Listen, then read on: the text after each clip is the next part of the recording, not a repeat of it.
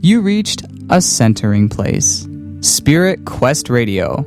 Talk radio for your body, mind, and spirit. You are listening to Healing Journeys with your host, Jaentra Green Gardner, live from St. Paul, Minnesota. Jaentra with Healing Journeys broadcasts live every Thursday evening from 5 p.m. to 7 p.m. Pacific Standard Time. In her over 30 years experience, Jaentra knows how healing changes lives.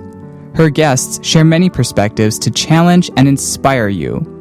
She opens her heart to share knowledge and receive your stories. Talk to her and experience support for your life changes.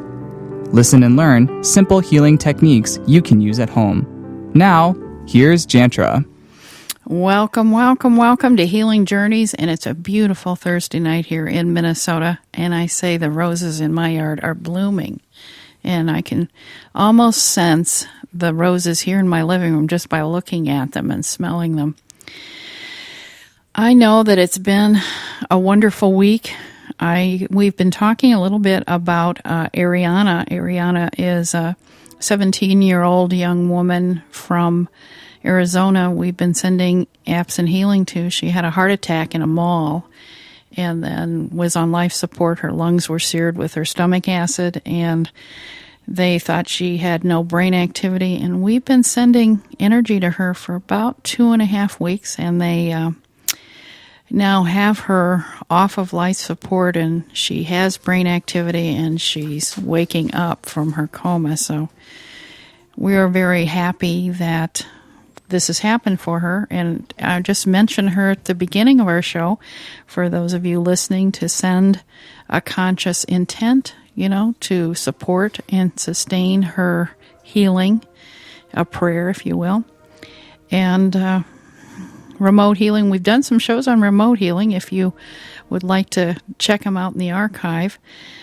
Tonight we are having Bruce Lipton on, and I am so happy to begin to meet him over the air. I have known about him for a long time. I years ago read Biology of Belief, and I was just shocked, frankly, that anybody with his education and training would add validity to the idea that I know that our bodies are a computer that remember everything that's ever happened to them, and that we can vibrate out those memories and change things, and that this was possible.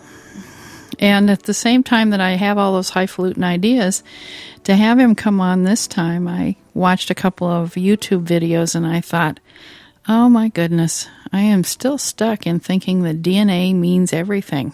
And I didn't even realize I was until I heard him take that apart over the air. So I'm going to, of course, ask some questions from a healer's perspective, and we want to find out what he's doing now and wherever the Spirit leads us, I guess. So I'm going to have to acknowledge now the music you're hearing before we get into more about Bruce this is Judy Moan, who's a local person, wrote Love to Africa, and you can buy that at the SQR store. I know that it vibrates love into that part of the world and the part of us that might be connected to Africa. And if we have callers, Clyde, my husband, an audio engineer, the wind beneath my wings will help field you and get your questions to us so that we can respond to them. I'm also really grateful for Mark Wandersey, my friend and co-host. He's going to help me in our conversations tonight. And then you're going to formally introduce Bruce too, aren't you, sir? I would love to do that. Good evening. Dr. Bruce Lipton is an internationally recognized authority in bridging science and spirit. He began his career as a cell biologist and received a PhD. He worked at the University of Wisconsin School of Medicine in 1973, where he did research and did studies employing cloned human stem cells and focused on the molecular mechanisms controlling cell behavior. In 1982, Dr. Lipton began examining the principles of quantum physics and how they might be integrated into his understanding of the cell's information processing systems. Through that process, he produced breakthrough studies on cell membrane, which revealed that this outer layer of the cell was an organic, homologue of a computer chip, the cell's equivalent of a brain.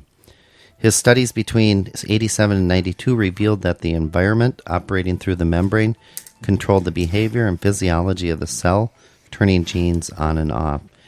You can imagine that his discoveries ran counter to established scientific views that life is controlled by the genes, presaged one of today's most important fields of study, the science of epigenetics. And we want to welcome Dr. Lipton this evening, and his book is titled The Biology of Belief, that was published in 2005. And you can find that in his website is www.brucelipton.com. And welcome, Dr. Bruce Lipton. Thank you so much. Thank you both for this opportunity to talk to your wonderful audience. I so appreciate it because we're in a time of interesting changes in the planet, and it's necessary for us to take back the power we once had, and it will come back to an understanding of the biology. What power do you think we once had? Well, let's start with the story that most people are programmed with, and then we'll go backwards. And the programming is, most everybody in the audience is quite familiar with the concept of DNA, genes, and that genes apparently control our traits, and not just our physical traits, but our behavior and emotional traits as well. That's the story. And that, of course, we get these genes at the moment of conception. And as far as we know, we didn't pick them, so we just got a set of genes, one set from our mother, one from our father, and then we grow up, and these genes apparently control our fate. So, like if there's cancer running in a family, or diabetes, Alzheimer's, then the understanding is that the offspring have a very likely possibility of carrying these traits because of these genes. So, what are we teaching? We're teaching people that genes control your life, that you didn't pick the genes as far as we know, and you can't change the genes. Well, then all of a sudden it says, well, then your life, if it's determined by your genes, that would make you a victim of your heredity, because you whatever was running in your family, that that's just the chance of getting that. So we teach victimization, that your fate is out of your hands. It's in the control of your genes. And well, that's the old story, and actually the conventional story that people are still reading about in today's mass media. Even though science has found a completely different answer, the public has still not been informed of science's new insights, and the insights are as follows. Genes are blueprints, that's a fact, but the significance is that they're not like read-only, like memory in a computer where you just push a button and it always plays what the program is. It turns out that we can adjust our genetic activity in response to the way we perceive life. So as we respond to our life experiences, we actually influence and can change the reading of our genes. So why this becomes relevant is the old story says, you're a victim of the genes, that's what you got. The new story says, your perceptions control your genetics. And therefore, since you are capable of changing your perceptions or your beliefs, that means then you are capable of changing your genetic activity, which then means all of a sudden then we become masters of our genetics because we have the ability to change our perceptions or our beliefs, and as a result, change the activity of our genes. And so we move from the old story of victim into the new story of master of our genetics. Except people are not really ready for this because there's a little attachment, a little rider that comes along with it that says, and as well, then we become personally responsible for our biology and our lives that we lead. So the old story says, well, you're a victim, and so you're irresponsible because you don't have to worry about it. Things just happen to you. And the new story says that you control your genetics, and therefore it is your responsibility to maintain the kinds of perceptions and lifestyle that will ensure a healthier genetic activity. I'm just thinking about this miracle in progress we've got going right now. This guy who has a glioblastoma and should be dead, and he's, basically his brain tumor is the size of a speck on, and he's coming back. He's back. Yes. Well, and so what happened? I don't know that he did consciously believe that he was going to get well. I think it unfolded. Well, those are things that we call in the business spontaneous remissions when they occur. And it's very interesting because they represent something that was totally unexplainable with the old belief system of genes in control. Because you couldn't explain, well, then how, if the genes were in control, then how all of a sudden could you be free of the illness just that fast? Right. And yet, so it's interesting because a lot of things that we can't explain have been left out of the equation, and they're very important, such as the placebo effect. And what's the placebo effect? Well, that's if I believe that the drug this doctor is going to give me is the one that's going to heal me, and I really believe that, then he gives me the drug, I take it, I get better, and then I find out that the drug was just a sugar pill.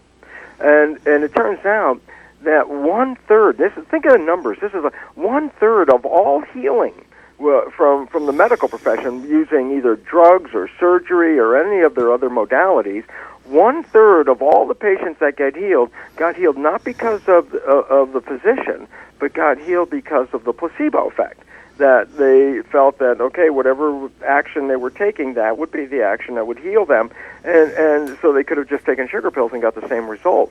So basically, that's interesting because if it's like 1/3 of the healing is all due to a sugar pill, imagine if we took 1/3 of the healthcare crisis budget that is killing us and say, look, 1/3 of that, you could just get rid of it because those people didn't even need the treatment. You could give them the sugar pill. They would have worked with them. And so it says, well, that's pretty interesting, except for the story is, well, medicine has been aware of the placebo effect for a long, long time. They don't use it in any sense at all. They because it doesn't fit into their understanding of how life works. There's no connection in their biochemistry to and the understanding of genes that they've been using for all those years. There's no understanding of how the mind could change those genes. So what do? It doesn't fit the academic awareness of medicine. So they sort of ignore it.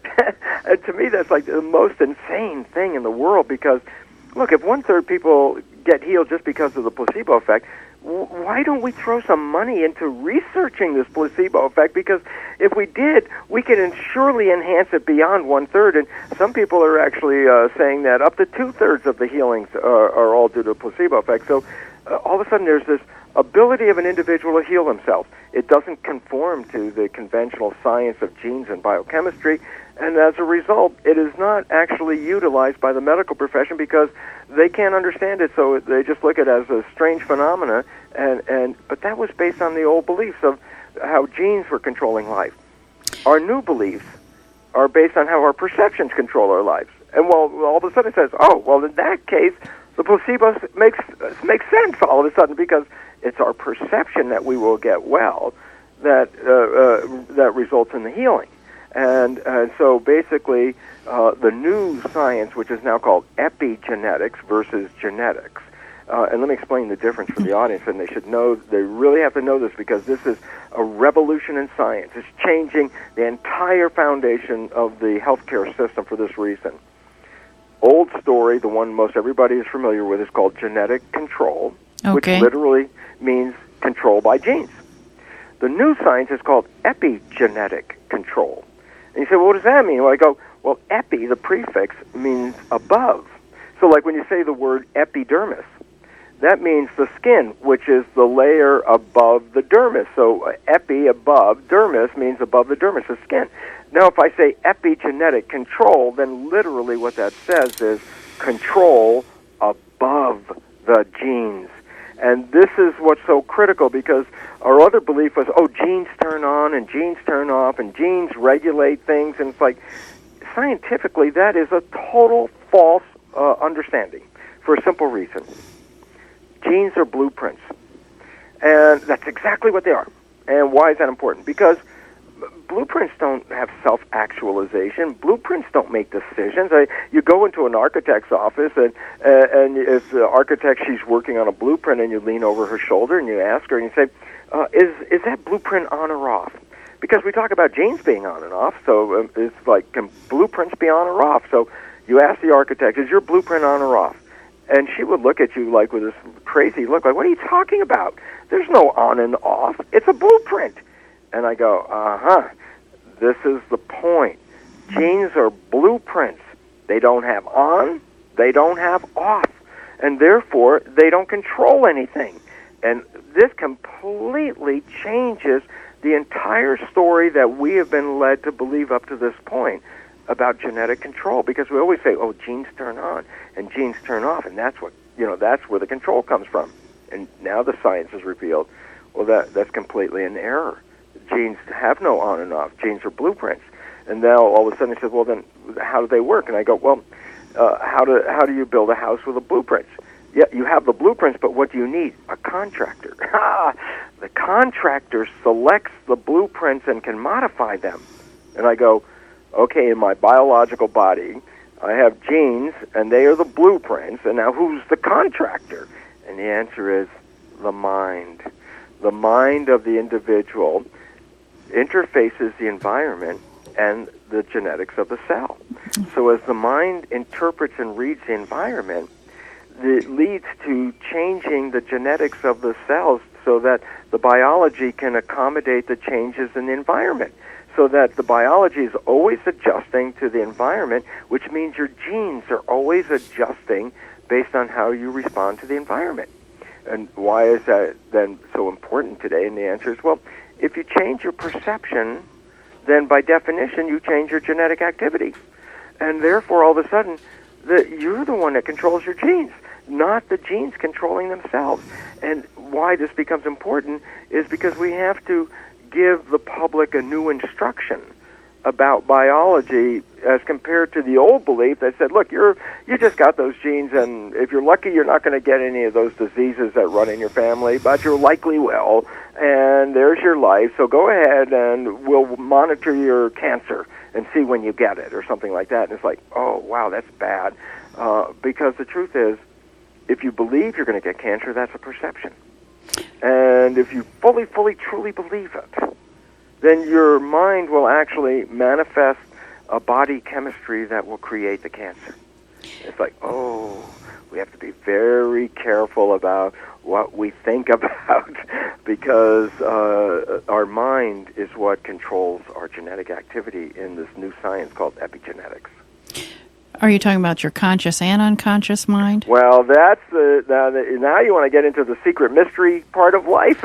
Well, the deal is you get somebody and they have the cancer already. Yeah. And so they created it through their perceptions, and their mother and grandmother and everybody had it, so it's blah, blah, blah.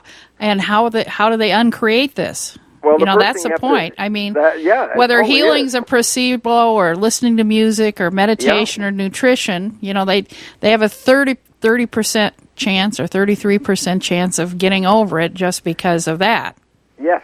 Now, if you want to increase to a much greater percent chance, then recognize this. This is the issue you brought up, and this is the crux of the problem in healthcare today, and that is, yes, the mind is the interface between the environment and the genetics. And the significance, as you brought up, is, well, there's two parts to the mind. Now, what I'll just talk about now is like the ultimate secret.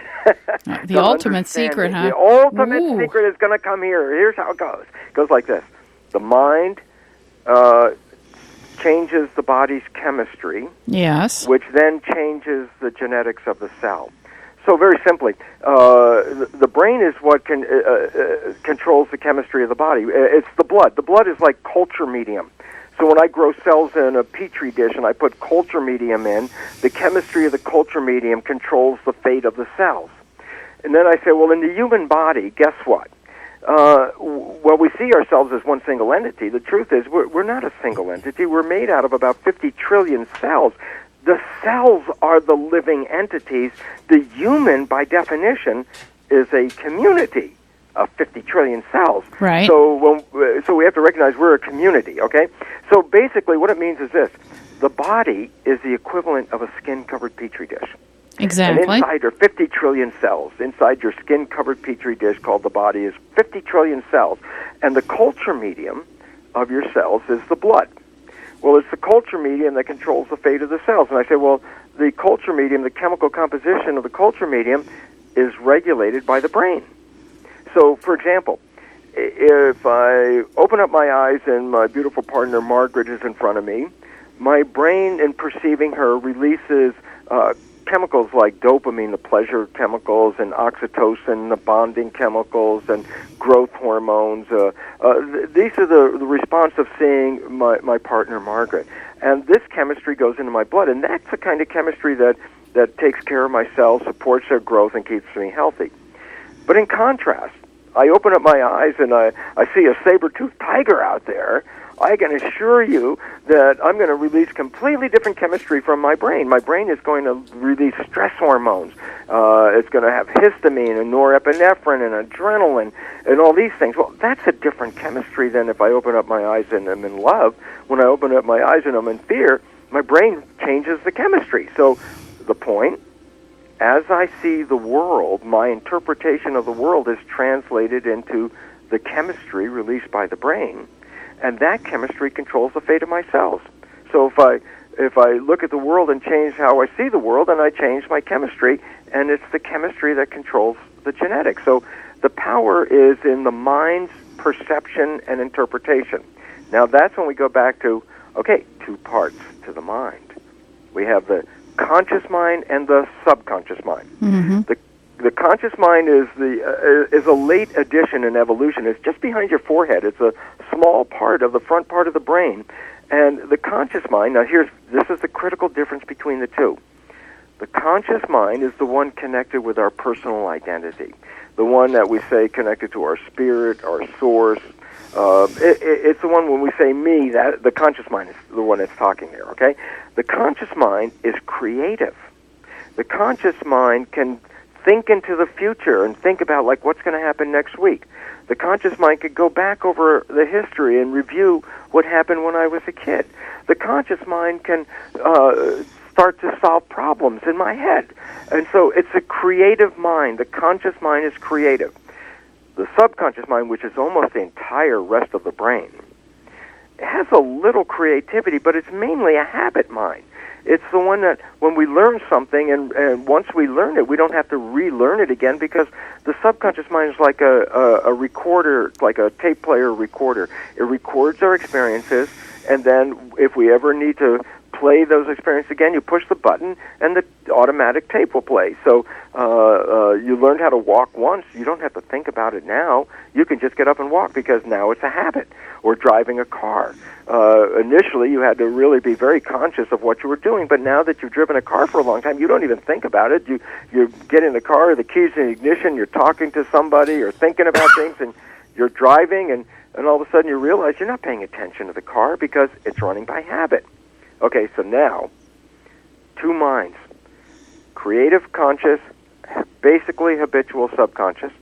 And here's but another important part about this understanding, and that is the creative conscious mind has our wishes, our desires, our aspirations for life, our positive thinking. That's in the creative mind, because you're saying, what do you want? So you don't have it, so by definition, then your conscious mind will provide the answer to a question, what do you want? Because you're going to create with it. So I say, here's a patient, they have cancer. And I say, what does their conscious mind say? Oh, their conscious mind says, I want to be well. So I say, that's really good, because if that mind is controlling the system, then there's a really great opportunity that the illness will be reversed. And then I give you this unfortunate little fact, and that is, science has recognized that we only operate our lives about 5% of the time with a conscious mind. Basically, it says 5% of your life is controlled by your wishes and your desires and your aspirations. 95% of your life comes from the programs, the habits, and the subconscious mind. And now I give you the little loophole that makes everything screwy, and that is the primary habits that are built into the subconscious mind. We downloaded them from observing our parents and our family and our community during the first 6 years of our lives. And there's a reason why it happens this way. And basically, let's talk about an iPod as the mind, where the play button is consciousness, so you can push play and you can make a playlist, and you can use the play button as consciousness. And I say, I give you a brand new iPod, and you just take it out of the box. And I say, push the play button. And you push the play, nothing happens. And then you say, no, you can't play until you put some programs in there. Then you can play the button. And I go, oh, well, that's the same thing with the human mind. A child cannot be conscious until it has some programs that it can work with. So basically, when the child's born, I mean, if the child was conscious the moment it was born, then, for example, you could go up to a child, let's just say it could speak, and you could say, the child's just born, and you say, tell me something. And the child will have to look at you with a kind of strange look and go, look, I can't tell you anything, I just got here. I don't even know anything, I just got here. And it's like, So nature designed the child's brain to work for the first 5 years in a state of hypnosis. That the first 5 years of a child's life, it observes the world around them and downloads all the observations and uses those as programs. If you're a boy, you watch the father and focus on how the father responds to everything that the child is watching and records that. If you're a girl, you generally watch your mother and record all of her behaviors. And these recordings of observing your parents become the basic programs in your subconscious mind. And then your conscious mind begins to work. And this is interesting because science has revealed that a child is not really fully conscious until after 6 years of age. So the first 5 years, it's operating below consciousness. It's operating in a state called, in the electrical encephalograph, the EEG reading, is called theta. A child, for the first 6 years of its life, is predominantly in theta, which is a state of imagination. That's why children are so frequently caught up in the imaginary world, because that's where their brain is. But by 6, now there are enough programs in the subconscious, and the child can then become conscious and start using those programs. And this is not new, actually, the concept of this. The Jesuits have been very proud of the fact for over 1,500 years, they would tell people, you give me a child until it's 6 or 7, and it will belong to the church for the rest of its life. What they knew was, if I can program the first 6 years, then I control you the rest of your life. And the reason is why? Because 95% of your life is coming from the programs in the subconscious. So if I can put the basic programs in, then I don't care what your wishes and desires are. The conscious mind, that only operates 5% of the time. Whatever the fundamental programs you got in your subconscious, those are the ones that will actually control your life. So, go back, fresh start. Child just born. First 6 years, it observes the world around them, downloads all the observations of parents and family of how they respond to life, because the child has to learn how to fit into the community. So the first 6 years is just observing all of this, so it knows the rules, and then at 6, it starts to become conscious, and that's when it can have some more self-will. But we find out that only about 5% of our life is actually operated from that conscious mind. And therefore, the 95% of your life that comes from your subconscious, think about it, the fundamental behaviors that you're operating from 95% of the time, the subconscious behaviors, the fundamental ones, weren't even ours.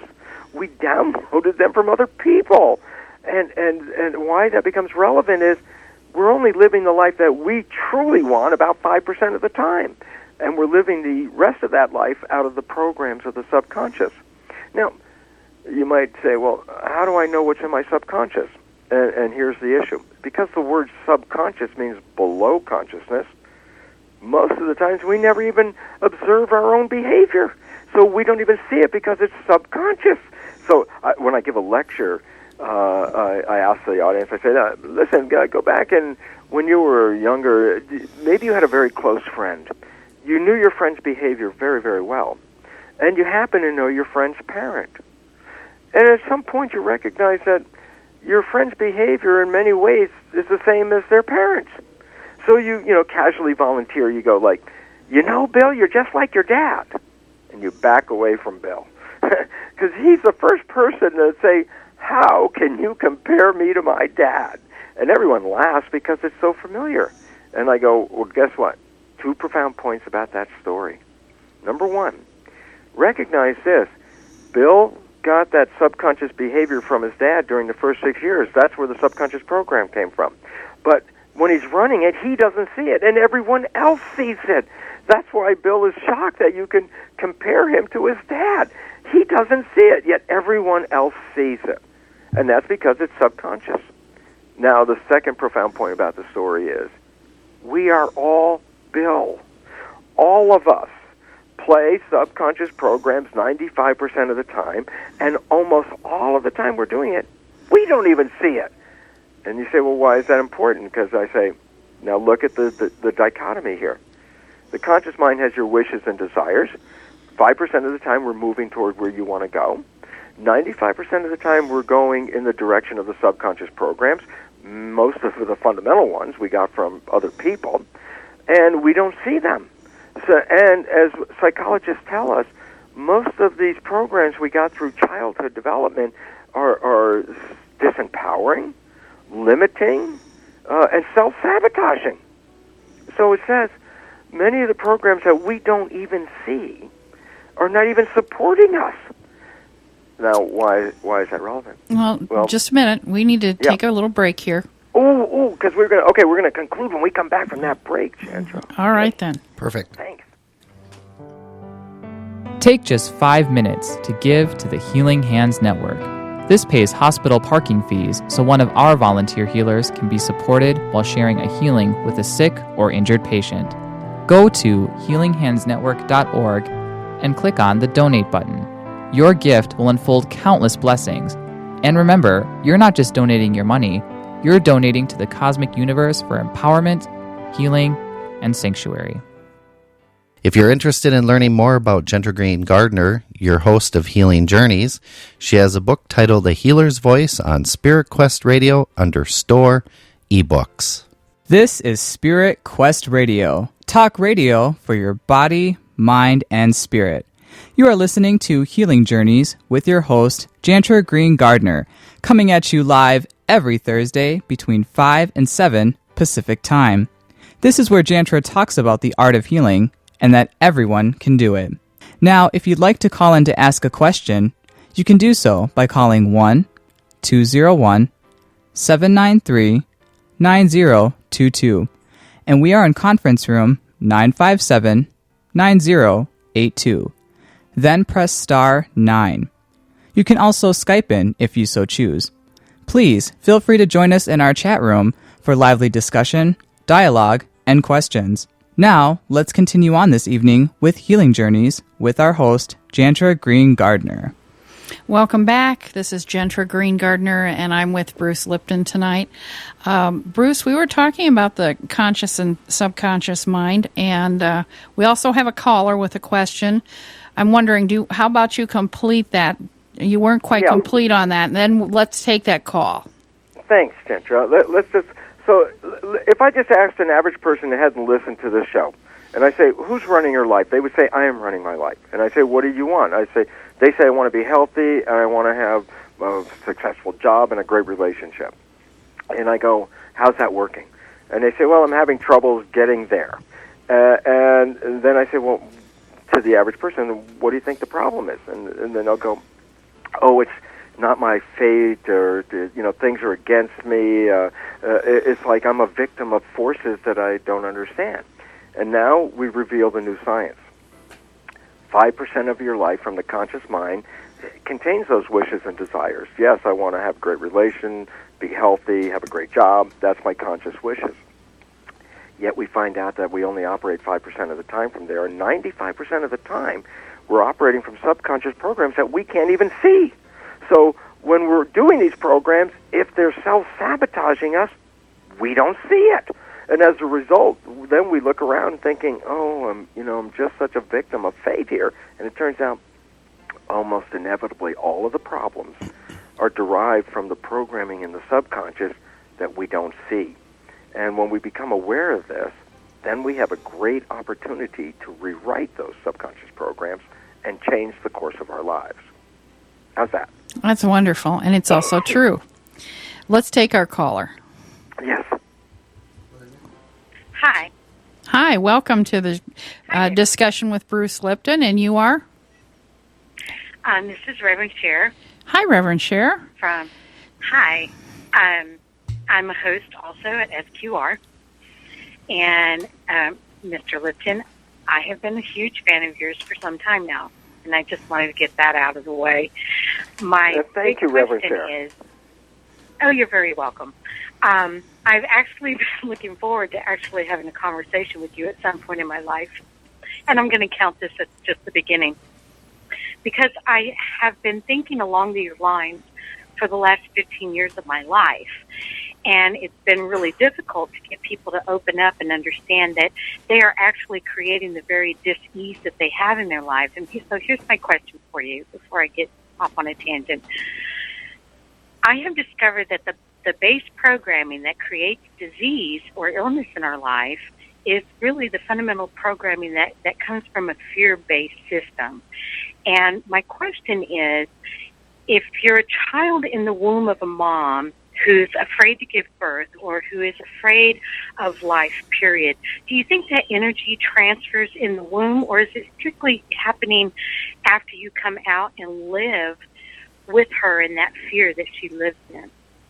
Reverend Cher, it's a great question, and I have a wonderful answer, and it works like this. Great. When I was teaching medical school and we were teaching about pregnancy, what we used to teach, of course, was that genetics controls the development of the fetus into the child. That the role of the mother was strictly limited to nutrition. So when a woman would say, well, what can I do to enhance the health of my baby? The doctor would generally say, well, eat very well, take vitamins and supplements and exercise, and this will, facilitate a greater nutrition from you going to the fetus. And so the rest of it was controlled by genes. So we didn't have much to tell the mother. Now comes a new understanding. Since the cells of the fetus are nourished by the mother's blood, we also have to say, is there anything in the blood besides nourishment? And the answer is, of course. All the chemistry of the emotions, all the hormones that regulate all of her biological systems. And why is that relevant? Because if the mother is afraid of the world, let's say, then she's going to release stress hormones to coordinate her biology, because she's going to be living in fear, so she's going to be living like in fight or flight mode. Well, she releases stress hormones into the blood. Yeah, but the stress hormones cross the placenta along with the nutrition. So the idea is, if the mother is stressed, the fetus is stressed. If the mother is feeling happy and secure and in love, then the hormones for those feelings, the emotional chemistry, they cross the placenta, and the developing fetus also is experiencing that. If the mother is rejecting the child because the concept, this child is going to throw a monkey wrench in our family plan, and she's thinking about how this child is not really going to help this family, that emotional chemistry is also crossing into the placenta. Significance? Even before the child's born, it's been bathing in the emotional chemistry of rejection. So the issues are that the child, during its development, learns these patterns of emotions. So if the mother has a pattern of emotion where the emotional chemicals are released in some kind of pattern, the child, fetus at this point, the brain is developing, it's recording this. It's recording the emotional ups and downs and waves and patterns. So we now know that when a child is born, approximately 50% of its personality has already been programmed via the chemical interaction between the mother's blood and the fetus's blood. And as a result, the mother is involved with programming the development of the fetus. And with epigenetics, which is the new science by which the chemistry of the blood is shaping the genetics of the fetus, then it says, then the mother is actually acting as what I call nature's Head Start program. Meaning, when the fetus is born, yes, when the fetus is born, it's going to live in the same environment that the mother lives in. So if the mother is reading the environment and interpreting what's going on, and her chemical reaction, her emotions, and her hormones and all that are responding to what's going on in her environment, those chemicals cross the placenta, and when they affect the fetus, they adjust the genetics of the child so that it is best, the genetics are best fit to the environment the child is going to be born into. So the parents, because the father is connected to the mother, of course. I mean, the father screws up and messes up the mother's emotional chemistry. So the parents, by definition, are actually acting as genetic engineers. Through the way they're responding to the world, they are sending signals to the fetus to control its genetics via the process called epigenetics, and control the genetics of the child so the child will be best adapted to the environment the moment it's born. And so this is nature's a plan, because nature can't project what the environment's going to be whenever that egg and that sperm happen to come together and create the child.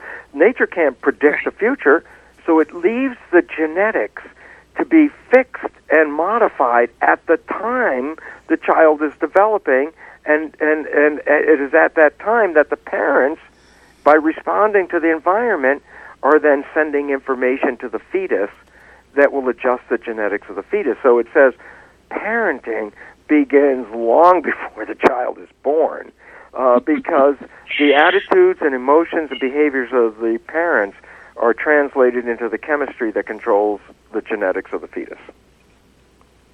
Oh, fabulous. You just confirmed so many things for me that I have been relaying to my own clients and on my own show. And it seems to be an awakening field or understanding of how the human actually creates his own environment and his own well-being while he's in his environment. And I just want to thank you so much. Thank you for being on the show, and thank you for taking my question. You just confirmed a great deal for me. I so appreciate the question, and I'm glad I had a wonderful answer, because it really reflects back on something very interesting, because as science progresses and more modern insights are added and added and added, there's a very interesting correlation. The more advances that we find in science, the more we find that ancient civilizations and cultures from a long time ago were very aware of these things. That, for example, in parenting, they used to have, many cultures had ceremonies that parents had to go through before they would conceive a child. And today we now know that the genetics of the sperm and the genetics of the eggs are modified just before they mature by the father and the mother in response to the world that they perceive. So the ancients already knew that the attitudes of the parents before they even conceive the child affect the genetics of the child. And we're beginning to find that out now, but they knew that a long time ago, and that's why they had these special ceremonies to make sure that the parents were at their highest biological operating condition before even conceiving the child. Isn't that amazing? It is amazing. fascinating. Isn't that amazing? Thank you so much for your question, Reverend Thank you. Thank you. You can go ahead and mute me. I'm going to keep listening via the phone, though, okay? Great. Thank you. Yes. So then, of course, the next question becomes: if you're not a victim of your DNA, how do you stop being a victim of your blood chemistry? How do you reprogram? Or your first 6 years. Well, Mark, it is part of the program, and it's part of understanding nature that we did get programmed, because without knowing that, then we look at everything as, just accidents of life. Once we know that there was a plan and a pattern, then we have an opportunity to investigate those plans and patterns, and most importantly, because otherwise this would be a very upsetting phone call, most importantly, we can change the programming. Because if we couldn't, that's where I'd say, okay, we're all back to victims again. It's like, no. The exciting part is that we can go back and rewrite the programs that are limiting or self-sabotaging or disempowering, and that gives us the freedom then to create programs that encourage our health, our vitality, and the love and harmony we want to have on this planet. So again, we become masters of this when we understand that we can go back and change the programming. Now, a lot of people, the first question is this: how do I know what's in my subconscious mind? And this is a very good question, and it's a very difficult question to answer on one level, because remember, the conscious mind of a child didn't kick in until it's about 6. The significance is, Well, we got the most fundamental programming in our lives before we were even conscious. So therefore, you're not going to be easily able to use your conscious mind to go back and see what the programming was because you weren't conscious when the programming was occurring. So most of the programming, as I said, is in fetal development and then the first 5 years of life. And now you're going to say, okay, my goodness, my subconscious is running my life. I don't even know what's in it. And then I go, well, okay, here's an interesting fact. I said that the subconscious has been recognized to run the show 95% of the time. So basically, here's a simple truth. Your life is a printout of your subconscious programs. What does it mean? It means this. The things you're happy with and the things you like and the things that are working because you have programs in the subconscious that encourage them.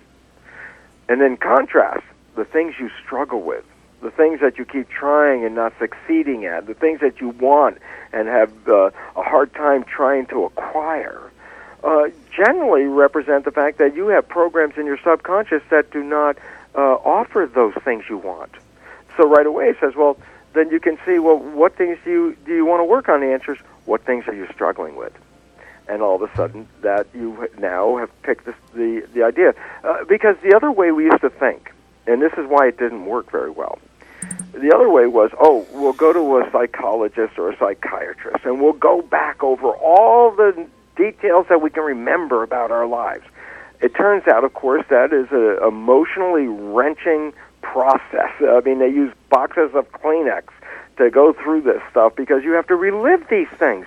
Well, every time you're reliving them, you're refiring the same nerves that are activated in the system. So it really, you're just, making it worse reliving them. You don't have to go backwards because whatever the lesson is you learn, it's playing in your life at this moment. I'm so glad you're saying that, by the way. Oh, I hope it agrees with you because that makes it easier for me too. Completely. So basically it says that you don't have to go backwards. Wherever you're having trouble is, that's what you want to fix in your life, and that's where you start with, okay, what do I want to change? Now, the problem that psychoanalysis has, as well as the concept of self-help books, as well as the concept of, I'm going to give myself a good talking to, none of these things work very effectively. You go through that psychoanalysis, you can give me a report of every stupid, bad thing that happened to you in your entire life. And then I say, okay, you've learned all these things. Has your life changed?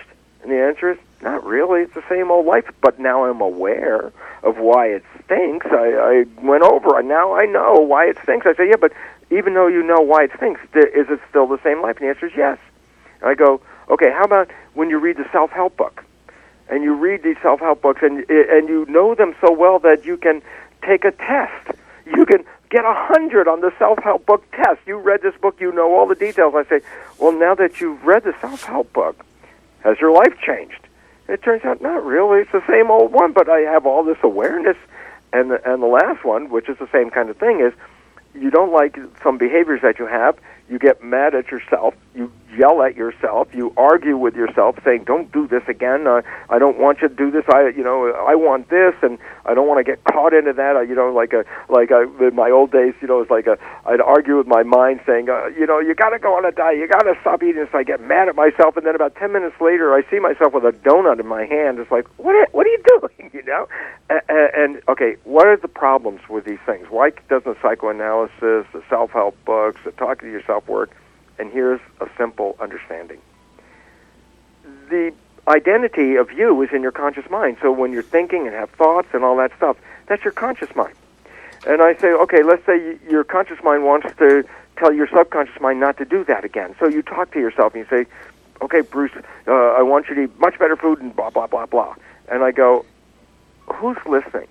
Who am I talking to? I'm talking to my subconscious. And I go, oh, well, there's your problem. The subconscious doesn't learn that way. The subconscious is more of a habit mind. That's why you have to repeat things until you become habituated to them. You want to learn your ABCs. You have to repeat them over and over and over until you get them. You want to learn to walk every day. Once you start practicing, you get up every day and you try to walk and you walk and you walk until you get it right. Everything that we want to go into subconscious mind is more of a habit. So why is that relevant? Because the conscious mind is creative. That's the one that can read the book and go, oh, yeah, that makes a lot of sense. I said, well, you just read the book. The conscious mind understood what happened. What about the subconscious mind? I go, no, subconscious mind doesn't learn that way. It doesn't learn from reading a book. So all that self-help book stuff is educating your conscious mind, but not really entering anything in the subconscious mind. If you go through that awareness of the psychoanalysis and you find out all the bad things that happen, the conscious mind is now totally aware of it. And I say, did the subconscious mind learn from that? And the answer is no. That's not how the subconscious mind learns. And so basically what it says is this. We've always had this thought that if the conscious mind could understand the truth, then the subconscious mind will follow suit and follow whatever the conscious mind just learned. It's like, that's the mistake. They learn in different ways. So if you want to train the subconscious mind, you've got to use a process but that the subconscious mind responds to. It doesn't respond to reading a book. It doesn't respond to thinking or hearing a psychoanalysis, of what's happened in your life. That doesn't change the old programming. So it says you must do a process to activate the subconscious mind. The subconscious mind is the equivalent, in a sense, a mechanical thing like a tape recorder, a tape player. So let's say I put a tape into a tape player and I push play and the program is playing, and you say, no, I don't like that program. And I say, okay, go talk to the tape player. And you go up and talk to the tape player. Say, please change the program. Don't play this anymore. I want a different program. And the question is, how much talking, arguing, yelling with the tape player does it take before the program changes? The answer is, it will never change that way. And I go, yeah, that's the problem that we've been dealing with. We have to identify processes that engage the subconscious mind, and then we have access to the programs. And that's been the biggest problem. So just for people to know, in case they really want to go deeper into this, my website, which is very simple, brucelipton.com, has a resource page with all different ways of changing the subconscious programming. I just want to leave that now in case people are interested. They can go and look for different ways of doing it. But the important point was this. It requires a specific process. You have to engage that subconscious mind, and it doesn't work by having a dialogue with the conscious mind. So hopefully that should clear up a lot of issues because of how many times people read a self-help book and it doesn't change their lives. The book makes sense, but even though they read the book, their life still is the same. Yes. I know when we were creating 3-Art Balancing in the early 90s, we had done everything. We realized, I guess our hypothesis, and it is a hypothesis that I think might have some validity, is that guilt is dead wood within the body's energy system, and it's nonpolar, so it doesn't respond to insight. It doesn't respond to therapy. It doesn't respond to confessing your sins and absolution. No. It doesn't respond to, emotional outbursts. It doesn't respond to meditation, oming your way through it. I mean, these things make you feel better for a time maybe, or you get an aha. But it is, we had gotten into the idea, the Polynesian idea actually, Ho'oponopono, that God is rhythm. Mm-hmm. That there's a vibration, and our body has all these rhythms: breathing, heartbeat, peristaltic, cranial, sacral, sexuality, lymphatic system rhythms. And then if God is also a rhythm, could we put these rhythms in line with that rhythm and send a different? Right. So that's really what 3-Art Balancing was based on, is can we circumvent the story, not hearing all the stories, and not wanting to focus on the memory of the cell that says, okay, I was locked in a closet when I was 3. We don't care. It's like, let's vibrate out every emotional, biochemical reality that is similar to that. And if you focus on a story, then you're ignoring, you're stopping the bit stream of information that the body releases when it's open. So I guess I'm saying that's what do you think of that, Bruce? Does that make any sense in your context? It absolutely does. And what I would like to just let me bring this up, because a lot of people, when we get down to the fact that we have to own, when you understand the new science, that we are personally responsible for everything in our lives. Because it's the way we perceive our lives that controls our biology and our behavior. So, and yet when I used to say that, it would irritate my audiences more than anything else I could ever imagine saying. Because the concept is almost an anathema. It's like, oh my God, I go back over my life and I look at all the rotten things and the scary things, and then I say, I was responsible. And then people go, oh, there's blame, there's guilt, there's victim. And I go, wait. Those words, blame, victim, and guilt, are all based on this simple reality, that a person knows what they're doing, and in knowing that still does something that is very wrong and negative. If I knew how it worked and then did something to hurt myself or hurt somebody else, then legitimately then I could say, yes, I have some blame and guilt, or I was a victim. That would be legitimate. But up until this moment, until you understand the nature of the science, until you understand the nature of the programming that's operating under your conscious mind, until you know how that works, you didn't know how it worked. And if you didn't know how it worked, then you didn't know you were involved with your own running your life. You didn't know that the attitudes and things that you were playing in your unconscious mind were sabotaging. You didn't know these things. Relevance? If you have no awareness of these things, then by definition you don't have guilt, blame, or victim. Because those words only apply if you actually knew how it worked, and in knowing that still did something negative or in violation of the harmony. If you knew how it worked and did it, intentionally, then guilt and victim and blame become words you can use. But if you were like every one of us, the rest of us, and had no idea of how all this thing was working and how your own beliefs and perceptions were influencing this, then the history behind us is history. We didn't know what we were doing. We can't. If you had cancer, I can't say, "Oh, you're guilty of creating your own cancer." You didn't even know the mechanism. So we start though from the current moment for a very important reason, because once we understand the mechanism of how we are influencing and controlling the unfolding of our lives, then by definition, we should become responsible to do it differently and better. And that's why then I say, let the history go and just say that was all at this moment learning experiences. And that it's everything from the current moment forward that we really want to work on and influence our lives with. So it helps nobody, especially ourselves, to express guilt or blame or victim over past events before we had any knowledge of how the system works. But then the caveat, once you understand what we're talking about here, then tomorrow, then you have to think differently, because you'll start to recognize that I am influencing my life, and therefore I am responsible to make sure I influence it in a more positive, healthy way, and to live with more harmony with myself, my family, my community, and the world that I live in. Yeah, and there's nothing wrong with that. I think with responsibility becomes power. I know that I had a terrible childhood. I was incested. I've worked with other people who have been, and frankly, I don't feel sorry for any of us. We got those experiences, and wow, does that really equip us with the knowledge of how to handle power? And I firmly believe that. I know that people can change the worst story that they have. And you and I have another hour together, and so it would be great for me to hear more about how we do change those things. I've got some ideas about that, and I know you do too.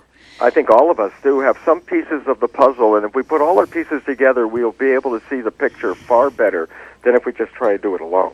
Yes, that's the thing. New Energy's collaborative. Yes. So I do want us to focus a little bit about that too. And I also have a question that I'll ask, I'll ask for you to think about. I guess, maybe I'm looking at 1 minute to 8, so we'll run our commercials and then I'll come back. Yes. If you're interested in learning more about Jaentra Green Gardner, your host of Healing Journeys, she has a book titled A Healer's Voice on Spirit Quest Radio under Store eBooks.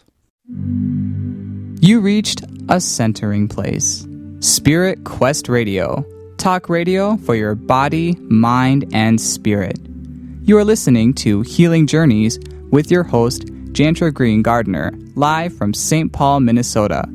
Jaentra with Healing Journeys broadcasts live every Thursday evening from 5 p.m. to 7 p.m. Pacific Standard Time. In her over 30 years' experience, Jaentra knows how healing changes lives.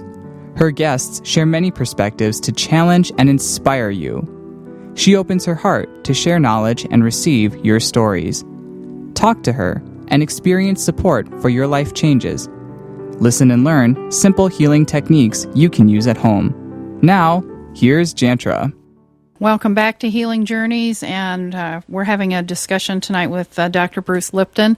And if you want to find out more about Dr. Lipton, go to his website. It's brucelipton.com. And he was just saying last hour that there's some resources about how to access and heal the subconscious mind, different approaches that you can use. It's there, among many other resources I know. I was had the honor, I guess, of meeting and listening to a lecture and talking a bit with Michio Kaku, who's an astrophysicist, and he started Dr. Lipton by talking about dark matter and dark energy. He was at the University of Minnesota in the bookstore, and he said, everything in these books is wrong, the science books, and that the mass of the Earth is really only 4% of the Earth, that 96% of the Earth is dark matter and dark energy. And of course, by dark, he didn't mean evil. No. He would, and just for those listeners. And that is the same about my body. I learned that night that this body that you're talking about, it's only 4% of who I am. So there's 96% of me that's dark matter and dark energy. Now, the scientists don't know what that is. They can't measure it. I mean, they see it in the Hubble telescope. They know it's there mathematically. That's why they're building the big particle smashers in France, to see a sparticle, which is a footprint of dark matter, dark energy. They're all excited about it. I am too, though. I have this fantasy, and I because I can't prove it either, that dark matter and dark energy is our spiritual side. Whether you'd call all of our memories, our connection with God, our connection with angels, our connection with our, all of our different minds. And maybe the parts of us that create who we are is also I guess that I would call it the mystery of our being. How do you feel, or what do you think about that? Well, I have become very familiar through my own research with the concept that there's obviously much more to us than the physical realm that we're looking at. And that it's interesting for me because when I got into the sciences, I got into that field in a sense in the opposite direction of spirituality. Because when I was young, I got a lot of spiritual insights from older people. But even as a kid, I could see that whatever their spiritual words were, their lives never really matched the concept of the spirit that they were talking about. So I started, even as a very young kid, thinking, I don't trust that stuff very much. But I did get into science, and I thought science was going to be where all the truths were going to be found. So I got into science as a mechanist, a Darwinian mechanist, meaning the body is a machine. It's made out of chemistry. It's controlled by genes. It's like a clock. You can figure out how it works, and if it's broken, you can change the parts and fix it. It was very mechanical biology. And when I started getting deeper into my research with my stem cells, one of the things I recognized that was very important was we used to say the genes and the nucleus of the cell, the structure in the cell where the genes are the nucleus. We call it in the textbooks the brain of the cell because that's where the genes are, and we had already given the genes the concept of control. So since the genes that were controlling the biology were in the nucleus was sort of like the brain of the cell with all this control in it. And my research revealed that was totally not true, because what I was doing in some of my research is removing the nuclei from the cell, removing the genes from the cell. The cells never died from that. Some cells could live 2 or more months with no genes in it, and they have a very active life. They're eating and feeding and breathing and moving around and interacting with other cells and having a whole life with no genes. So the belief that I was teaching doctors that genes control life was really questioned in my own research, where cells had a lot of control but no genes. So my research was to, where's the brain of the cell? It turns out it's the skin of the cell.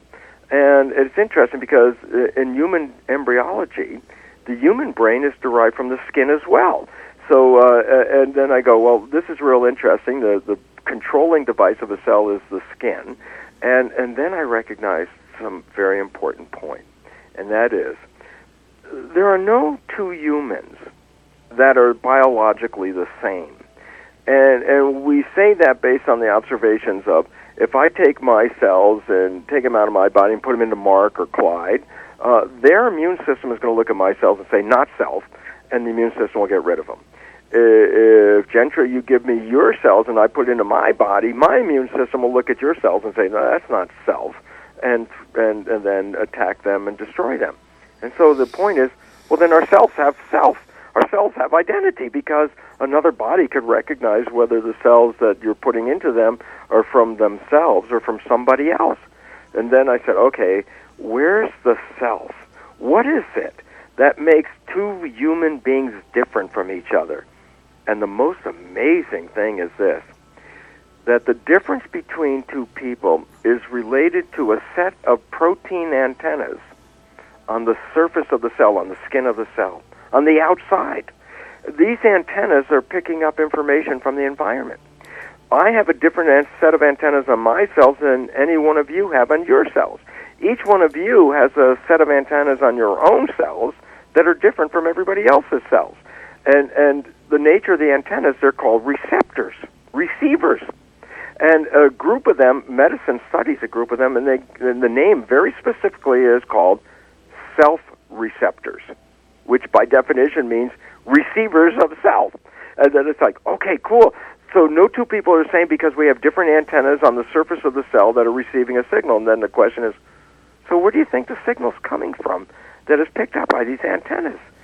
And the answer is, well, the antennas are on the outer surface of the cell. So obviously the signal is coming from the outside. And then I go, wait a minute. My cell is picking up an identity through these antennas. That's like the Bruce show. Mark in the studio right there, Mark, on your cells, you've got a set of antennas that pick up the Mark show. Jaentra's got her own antennas, the own show. And why is that relevant? Because when I understood that the nature of my identity was coming from outside of my body, I realized a truth that blew my mind, and that was, well, the body is like a television set with antennas receiving a station, an identity. And I go, well, if I'm watching a TV set and the TV picture tube breaks, we say the television's dead. It's not working. It's dead. And I go, okay, the television's dead, but did the broadcast stop? And the answer is no. Broadcast is still there. And I said, how do you know? I said, you get another television set, you plug it in, you turn it on, and then you tune it to the station, and boom, as soon as you tune it to the station, the show's back on. I go, okay, now listen to this cool thing. The cell is like a television set with antennas on it that are receiving a station. If the cell dies, did the station that was coming through the self-receptors die? And the answer is no. Still there. How do you know? Well, at some point, another individual human will be born with the same set of antennas that I have now. And when that human being shows up on the planet, they will download the station like I'm downloading the station. It'll be me, but in a different body with different genetics. It could be a male, it could be a female, it could be white, it could be black. That's like the television set. The identity is something that is not inside the cells. It is coming to the cells.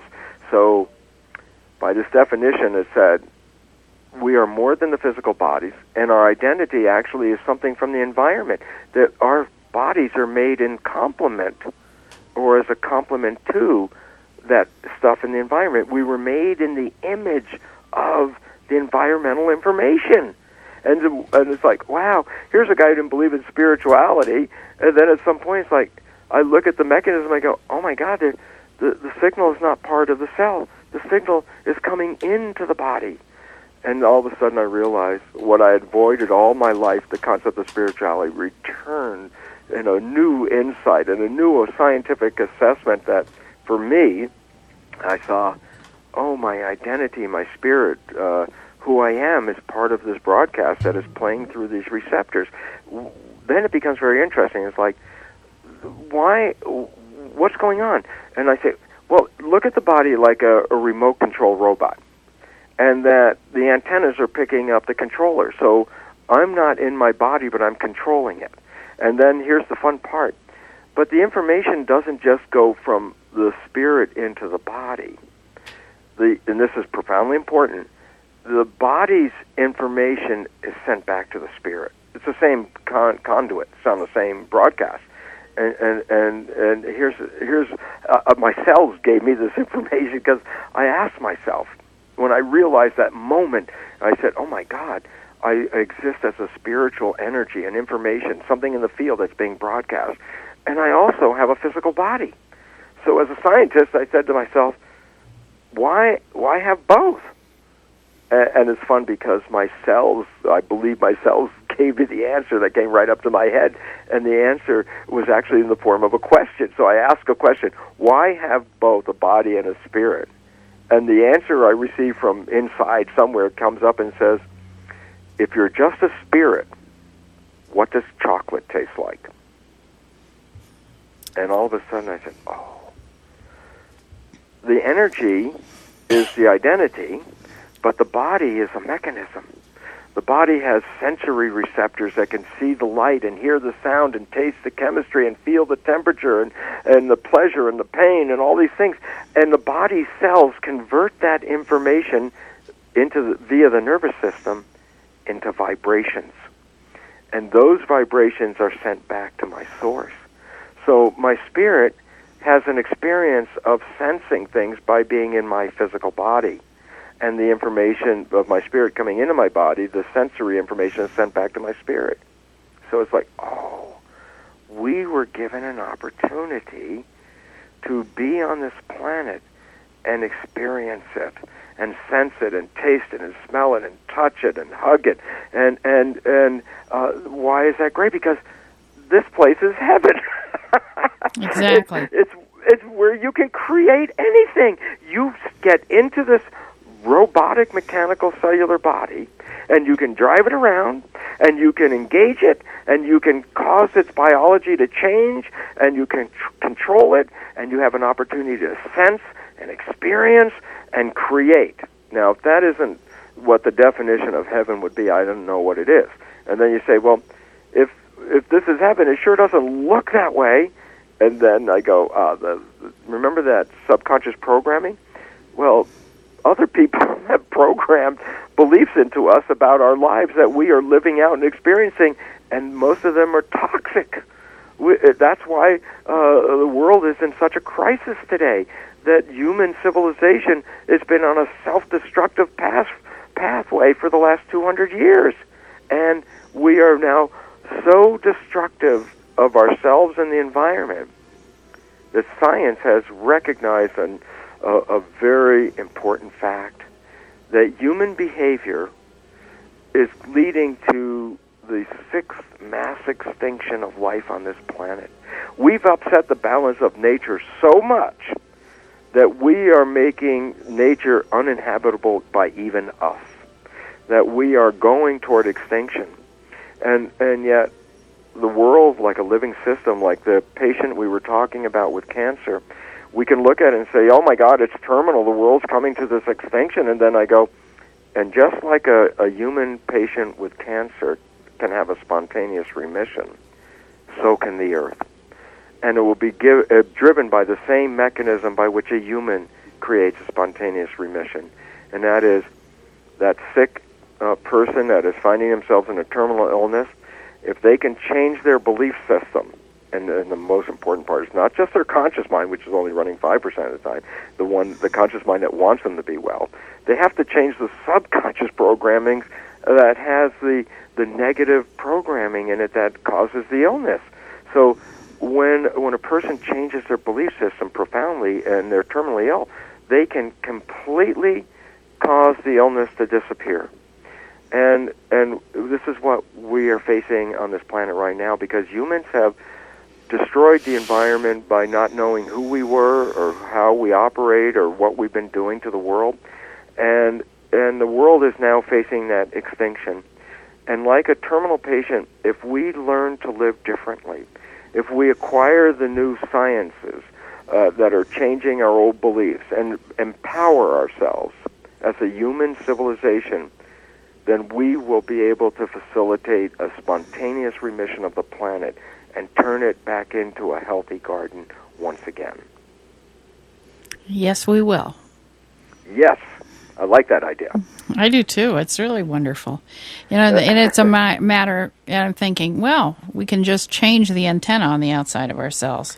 Well, no, you don't want to change the antenna because the antenna is who you are. It's not who you are. The antenna is pulling in the station of who you are. If you change the antennas on the surface, then your body will receive a different identity. So we don't want to do that. What we want to do is, like, let's go back to the patient you talked about in the very beginning of the show. Okay. And we're talking about this person is still there because they're getting more powerful beliefs. They're getting energy from other people because this is part of the physics that reveals that we're not disconnected entities. Mm-hmm. We're all connected to each other. All the humans collectively are part of one super organism. In fact, as I said, a human body is not a one thing. It's a community of 50 trillion cells. But aren't you going to change, though? The cancer cells have antenna, too. Oh, yeah, and they've been receiving the broadcasts from the subconscious minds, which are generally self-destructive. Right. And so I say, oh, well, you don't want to change the antennas. You want to change the subconscious program so that when it sends information to the cells, it sends information that is healthful, harmonious with the world, and the kind of information that will convert the cell back into a healthy, experiencing cell. So I don't want to change the antennas. I want to change the program. So the patient that we've been talking about has now gone beyond the terminal phase that has been, that was suggested, is moving into this other phase, has been obviously changing the way they've been thinking about life, been receiving information from other people, which is very supportive, encouraging, and helping them as well. And the fullest resolution of this question is how will that person be able to fully go into remission and recover again? The answer is yes, but it would really take some reprogramming of that subconscious. Now, part of it has been worked on. That's why the patient is still here and has the opportunity to recover their health, but they're still in process. They're in process with a collaboration of people. Yes, and that makes it a lot easier. It makes it much easier. So much easier. I mean, this person is getting healings from people every day. There's all kinds of people involved with saying, we're vibrating this out. It's okay for you to release this. And I do think healing is cumulative, and it's also throughout. No one gets to say, I healed you. It is a community. It's a collective experience. Right, and the patient themselves also must say, look, I know my conscious mind, the one with wishes and desires, is wishing health and harmony for me, but I also must recognize that my subconscious mind has been undermining me or sabotaging me as well. So while I'm getting support from all these other people and it's helping me go, this patient must also recognize that they themselves will have to put a little more directed effort toward their own subconscious programs that are the ones that are creating the problem. And it's very interesting because, we always talk about genetics and cancer, and it turns out less than 10% of cancer is genetics. 90% of cancer is totally lifestyle. It's only 10% about genetics. Well, the significance about that is that it's not really even that much. And here's a very interesting story. Think about this. There have been assessments done of children that have been adopted into families that have cancer.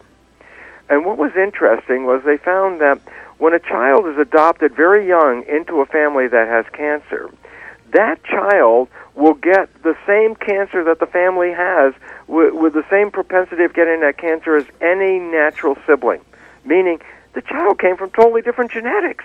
But when it came into the dynamics of the family, it downloaded those programs as an infant that all the other siblings downloaded as well. And therefore, it wasn't the genes that was causing the cancer, It was the developmental experiences and programming that they acquired that gave them the cancer, so that a child with totally different genetics, when adopted into a cancer family, will have a great possibility of getting the same cancer as anybody else in the family, even though different genetic stock. That only leaves one thing. It wasn't the genes, it was the programming. So their antenna then, or their cell's antenna, actually were tuning into that broadcast? Yes, and recording it like a VCR in a sense, recording these bad behaviors as unconscious programs.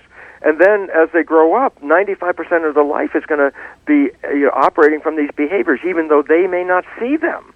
And as a result, it was the negative behaviors that ultimately caused the disease, and that's why if you change those programs, you have the greatest possibility and empowerment to recover your health again. And that's what we're looking for in a spontaneous remission. So when somebody's actually changing their blueprint, changing their DNA when they change? They're changing it when they change their belief system. Okay. They're actually not it's very it's a little more complicated than that, because you don't actually change the genetic code. You change the readout of the genetic code. And the expression.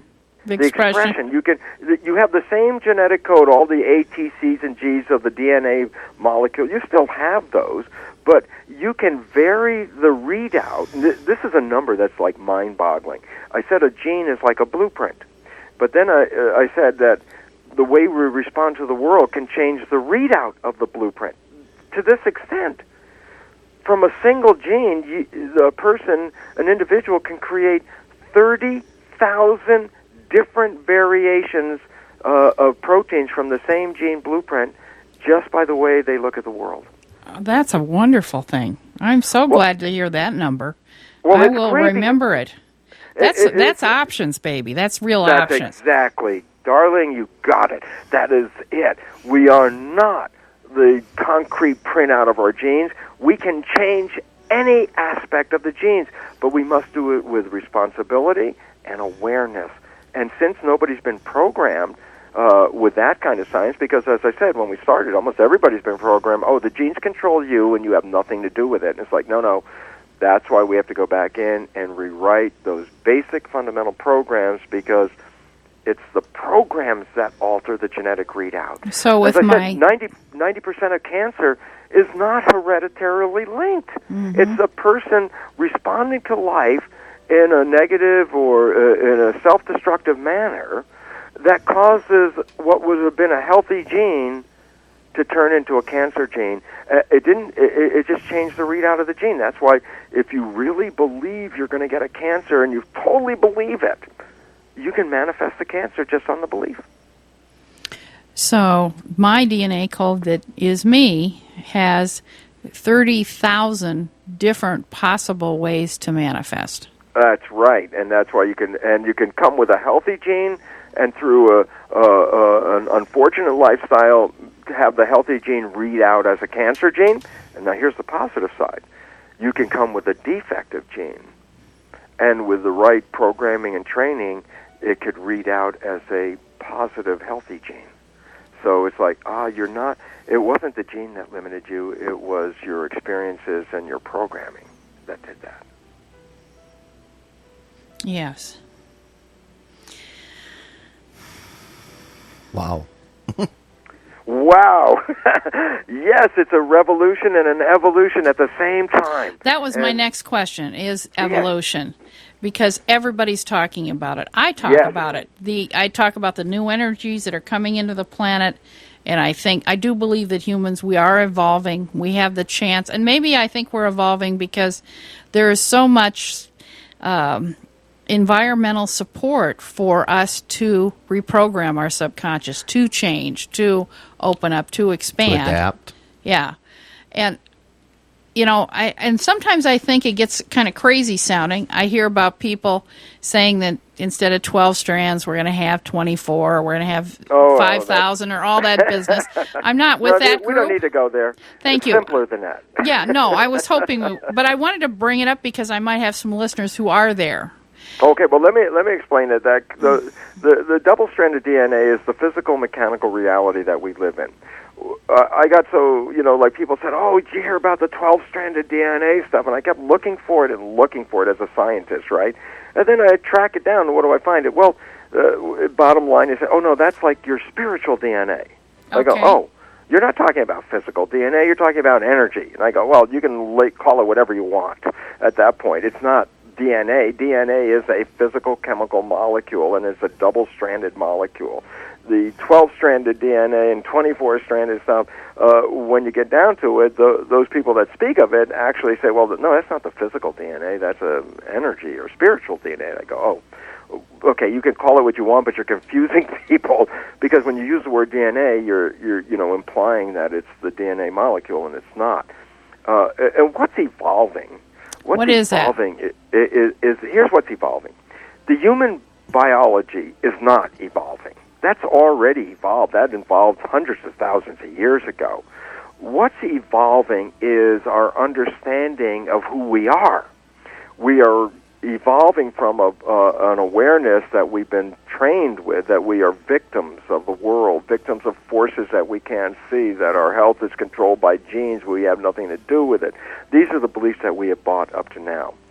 The evolution is the evolution of self-empowerment that says, no, you are the master of your biology. You can vary all those genes, as I said, and create 30,000 variations that you can create on this planet, not just your own interior life, but you can create things in the world around you.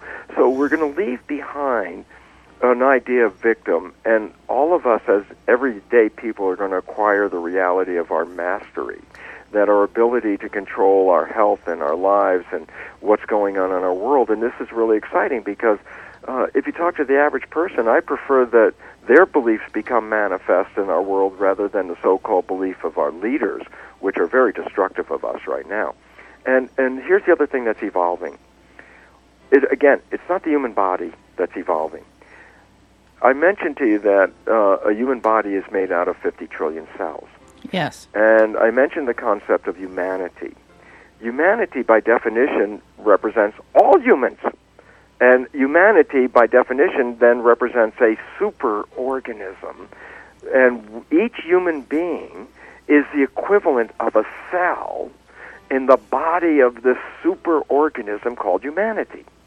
Well, if you look at the world right now, I would have, if I said all the human beings were cells in the body of humanity, then I'd say, geez, poor humanity, it's suffering from autoimmune disease. The cells are killing each other. And it's like, that's what autoimmune disease is. So if a human body, has autoimmune disease, the cells are attacking each other and destroying the structure from within. And if I look at the world around us and I said, but we're cells in a bigger thing called humanity, then I'd have to say, poor humanity is in a process of autoimmune disease because the cells are killing each other.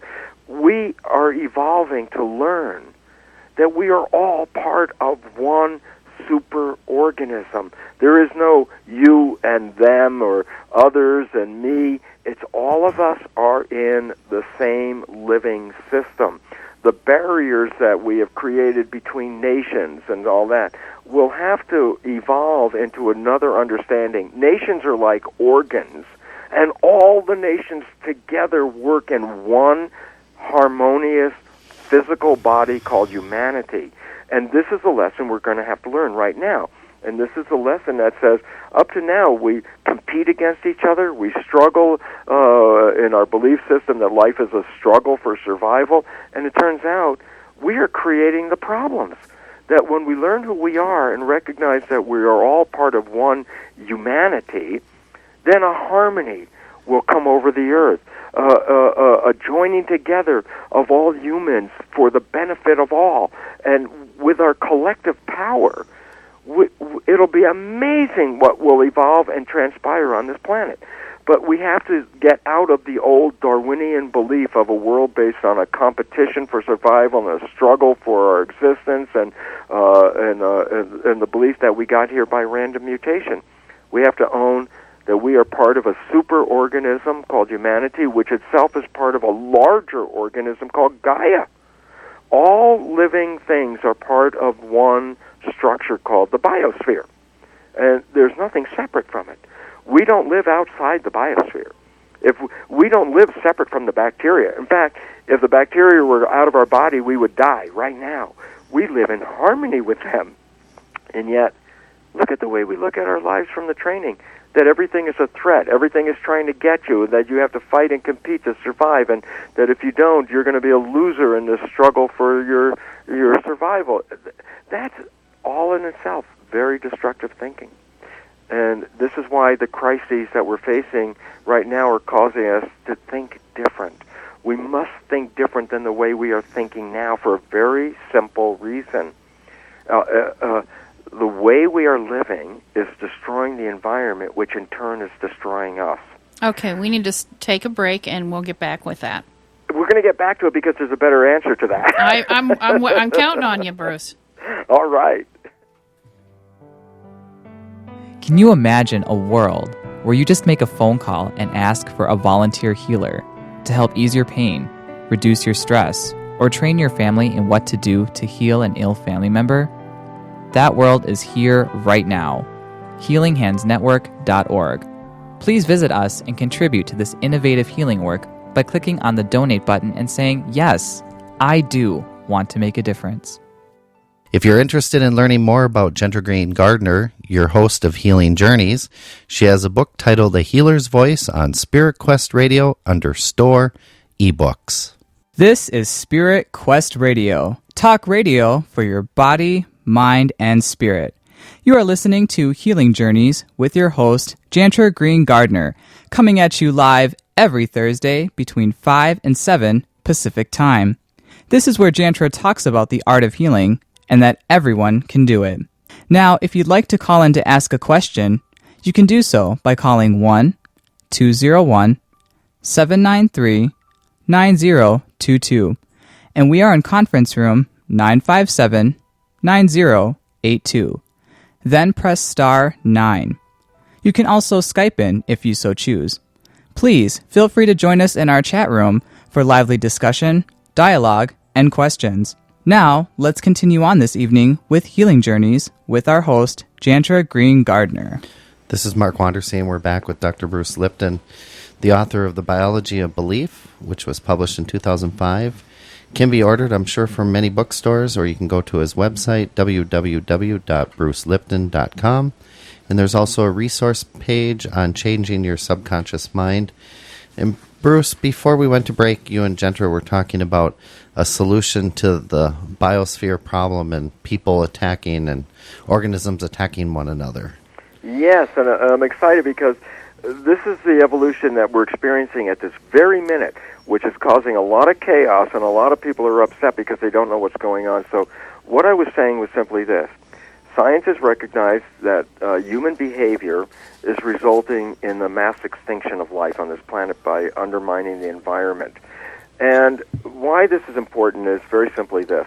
There's a quote from Albert Einstein that brings this to a head. And the quote is this: "You cannot solve the problems with the same thinking that created the problems." And then I would say, well, what thinking has created the problems that we live in this world today? And I go, the thinking of the old science of a Newtonian world based on matter, when the quantum world says, my goodness, it's not matter that's primary, it's the invisible energy that's primary. We have to take that into consideration. The old belief that we're victims of our genes is changing to now recognize that we are masters of our genetics and our health. The old belief that evolution is based on a struggle and a competition for survival turns out to be totally false. That evolution is based on cooperation and harmony. That's what the garden was before we messed it up. And lastly, we believe we got here through random mutations, that we're accidents of nature. And it turns out that's not true either. Every organism was an intentional addition to bring balance and harmony to the environment. We are that environment. That's why in destroying it, we are destroying ourselves. Now, I say, well, yeah, but who is promoting these beliefs? I go, all the institutions that we've been living by: academia, healthcare, the economy, government, the way it's been running, religion, the old belief systems. these are the beliefs that we've been using that have led us to the crisis that we face. And then you go back to Einstein's quote and say, well, then in order for us to evolve, we have to end these beliefs. And I go, it's happening right now in front of your face. All the institutions are beginning to crumble and fall. And people are thinking it's the end of the world. And I'm really saying, no, you got the picture wrong. It's the beginning of the new world, because it's the old beliefs. Like, why do we have a healthcare crisis? Because medicine doesn't understand the new biology or the new physics. So if you continue medicine the way it's doing, we continue the healthcare crisis. The economy is completely not supportive of life. All these things are falling apart. And yet, as I said, unfortunately, the media focuses on the negative side. Oh, it's scary this and it's scary that. And I'm going, if we don't change these systems, if they don't collapse, we will surely die faster. That our only chance for survival is to build new belief systems that are in harmony with the new science and the new awareness and the new spirituality, because those are the belief systems that will take us from this age of self-destruction and evolve us into the next higher level of civilization. And so when you look at the news and you see all the crises that are going on, you have two ways to look at it. If you're part of the old structure and want to stay in the old structure, then it's kind of scary. And I don't suggest staying in the old structure, because that's the structure that's causing us to go extinct. So I'm on the other side. I'm with the new structure, the new people, the new thinking, the work that you guys are doing over there, the hands-on healing. All this is part of the new stuff. Well, the new insights and the new awareness are not supported by the old institutions, and therefore the old institutions, they must crash, and they are crashing. And yet, realize this, our evolution is based on them crashing, because if they don't, they're going to continue taking us down the trail to self-destruction. And so I want people to understand this. That's why my new book is called Spontaneous Evolution. And Spontaneous Evolution reveals the fact that we are on the threshold, and maybe even as soon as 2012, amazingly, we will have brought down the structure, and in that case, give ourselves the opportunity to build the next higher level of evolution. Just to give people an insight, a story then, to say, where are we? I mentioned earlier that cells are like miniature people. They, in fact, are. They have almost all the same functions that a human body has. The cells have them. So if I said that, then I would say, consider this, a caterpillar with 6 or 7 billion cells in it. And the cells all have jobs. Some are in the digestive system, some are in the muscular system, some are in the nervous system. Every cell that's doing a special function is a cell that's doing a job. So there you are, billions of cells. They're all doing their jobs. They're all working. Every day the caterpillar's eating, and it's getting bigger and bigger, and the economy is booming, because with all that growth and all the energy that's being produced and the production of this giant system, all the cells are engaged in a very active, growing world for them. And then one day, caterpillar stops eating. And the cells are sitting around waiting for the food to come in and do all the work they've been doing for all these days, and it turns out that there's no more food coming in. So the cells that are part of the digestive system are going, hey, we got nothing to do. The digestive system starts to fall apart. The caterpillar stops moving. The cells that were the muscle cells say, hey, we got nothing to do. We're not moving anymore. We're all of a sudden, this whole organization of cells that created the biology of the caterpillar, the cells start losing their jobs. There's chaos. The structures are falling apart inside the caterpillar. If you were one of those cells, you'd be totally dismayed, because it'd be like our world here, falling apart. And a lot of cells actually commit biological suicide, which, interestingly enough, is called apoptosis. Cells can commit suicide. So in this massive billions of cells of a caterpillar that seems to be dying, the cells are going into chaos. Many of them are dying off and taking the root out, called apoptosis. And then I say this, in the midst of all that chaos, there are other cells that are genetically identical to all the rest, but they see the world differently. And science actually calls them imaginal cells. I love the name, imaginal cells. And here's what's neat. The imaginal cells respond to the world differently, organize this group of cells that are in chaos and say, look, we can build something far better than this old structure. And so the imaginal cells become the leaders and take all the other cells and give them the organization to create what? The butterfly. And from the ruins of the caterpillar population, the cells transform and create the butterfly, a much higher level of evolution that flies away from the wreckage of the old caterpillar. The world today is in caterpillar final days. And the people listening on this line, and especially you, Jaentra, Mark, Clyde, you are part of the imaginal cells. You're offering these other cells that are looking at the world in chaos, saying there's other things, there are other answers, there are different solutions. The imaginal cells are going to take this world from the brink of this chaos that's building now and transform it into the equivalent of a butterfly civilization, a higher level of human evolution that we can't even imagine at this moment because we're not even there. And the manifestation of this higher level of evolution will take us out of this terminal phase of life here, that as we see this extinction, turn this whole boat around, have a spontaneous remission through what is called a spontaneous evolution. That we will change. Evolution is not going to take millions of years. It's going to take just a few short years, months. We can measure it in months. And it's going to happen, and it's starting right now.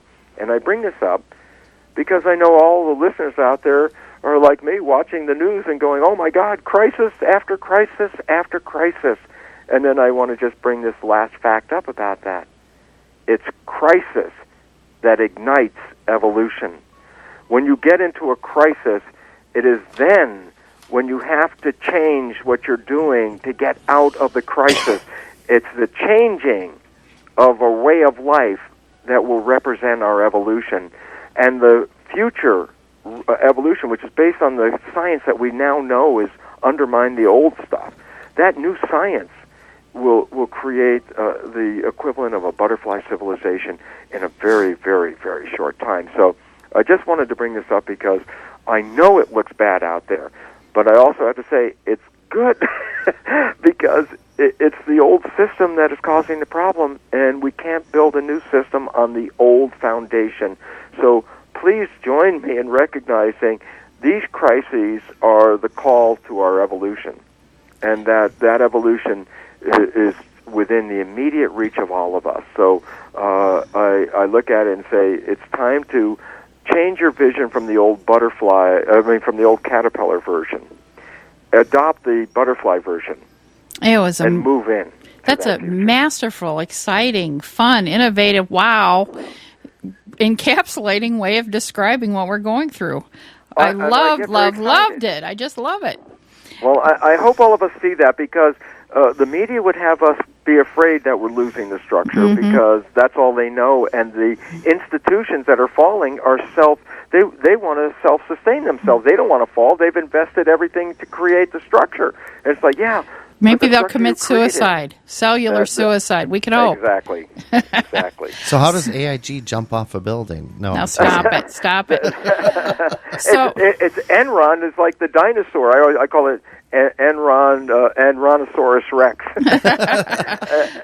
And that was, again, the big corporations are like dinosaurs, and they're self-sustaining, but the people that are part of the corporation are not relevant to the corporation. That's why corporations like Enron the people are disposable. It's the corporation that's the living entity, and it's like, that's the problem in our world.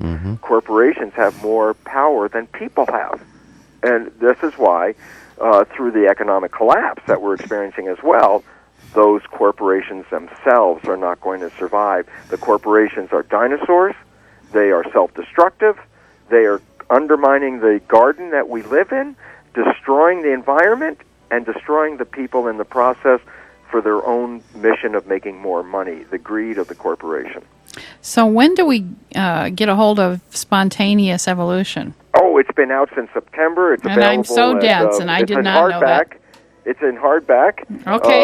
So it's not going to be in paperback stores, but it's at Amazon and Barnes & Noble. It's all in all the big bookstores like Borders and all that. So it's close by. Can they get it from your website, too? Yes, and it's very fun to read. I wrote it with my dear friend. His name is Steve Behrman. but most people know him as Swami Beyondananda, the cosmic comic. And so, Beyondanama. the Beyondananda, and what's fun about it is it's a very serious book, but you'll laugh your way through it because it's not time to cry. It's time to be joyful because the future is so bright, and I'm so excited for it. I can't wait to read it. Thank you for mentioning it. And thank you so much for being on our show. I know our show is going to go on just a little bit longer, but you need to be released because actually you're going to be on somebody else's show at 7. It's a busy time 7 for 7 p.m. Pacific time. And thank you for being so gracious and willing to share everything. It's been a pleasure getting to know you. Yes. Thank you all very much for allowing me to say some words, and I hope some of them are soothing and hopeful, and that we have something bright in front of us. Thank you for your insight. Okay, goodbye to all. Thank you so very much. Okay, goodbye, Bruce. And we're still here for another, 8 or 9 minutes. And I just really have a smile on my face. Do I. It's just a wonderful thing. I felt, I didn't read Spontaneous Evolution, but now I will, be in preparation for this. What a nice metaphor with the butterfly caterpillar. And we are definitely in the dying caterpillar stage right now.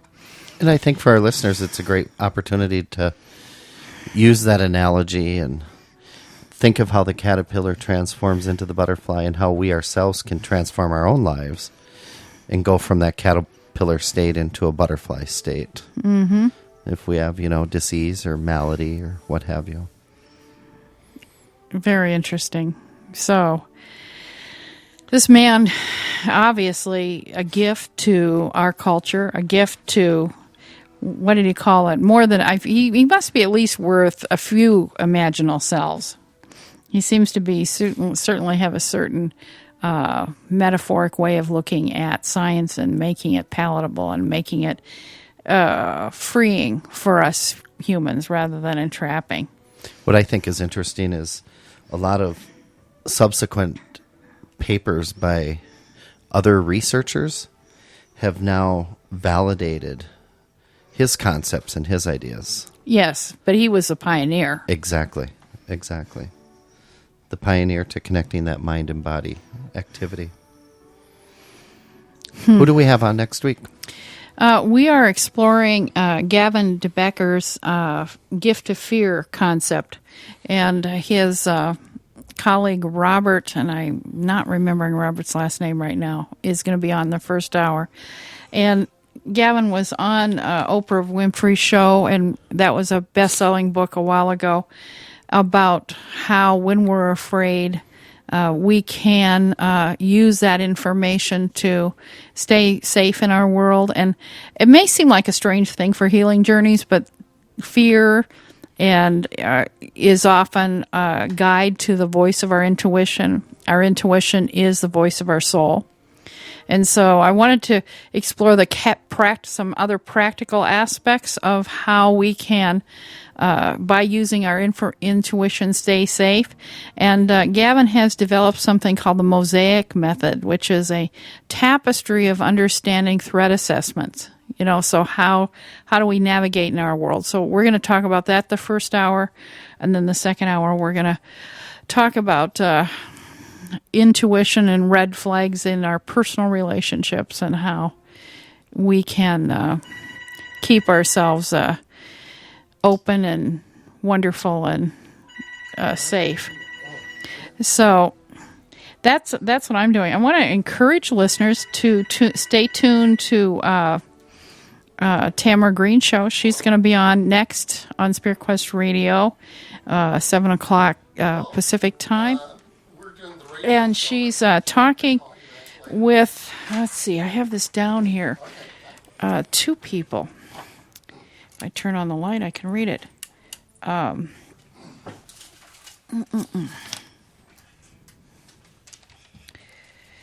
Simone Grumby and Sherry Edwards.